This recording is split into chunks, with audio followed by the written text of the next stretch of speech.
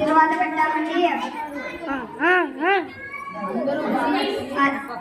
వాసనకు అందరూ ఫుల్గా తిన్నారు. కొందరేమో కక్కున్నారు, కొందరేమో ఆసుపత్రిలో చేరారు. నిన్ననే విజయవాడలో వరదలు వస్తే మా ఇంట్లోని తయారు చేసి అందరినీ కాపాడమండి.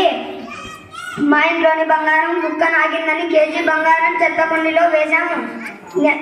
మా పెళ్లిలో భోజనాలు అబ్బబ్బా ఏమున్నాయో!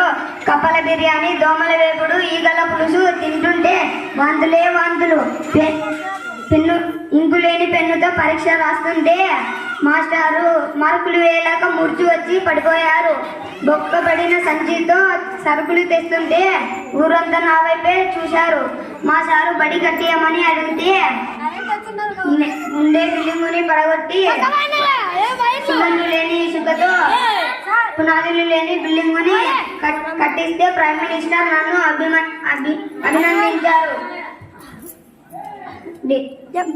అమెరికా నుంచి ఖాళీ చేతులతో రాలేక ట్రంప్ ట్రౌజర్లు, బైడర్ బనీన్లు, ఇవాంకా అంగీలు ఎగరలేని విమానంలో వస్తున్నాయి. భూమిపై విమానం దిగలేక సముద్రంలో దిగింది. మీకు పేపర్ పడవలు చేసి ఇస్తాను, వదిలిపెట్టండి.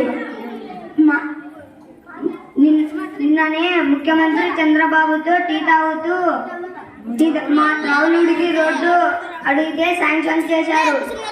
టైర్లు లేని ట్రక్కులలో, ఇంజన్స్ లేని గుడ్స్లలో సిమెంట్ లోడ్లు ఢిల్లీ నుంచి వస్తున్నాయి.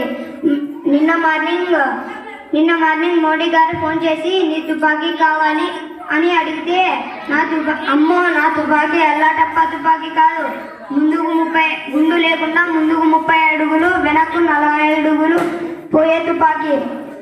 నేను అమెరికాలో యుద్ధం చేస్తున్నప్పుడు చచ్చిన వాళ్ళని 100 మందిని టపా అని కాల్చాను. నా చదువు గురించి తెలుసా? 10th లో ఫస్ట్ క్లాస్, ఇంటర్లో ఫస్ట్ క్లాస్. కానీ 10th లో నా మార్కులు 2 సున్నాలు. ఇప్పటికీ నా పేరు రాసేకి నాకు రాదు.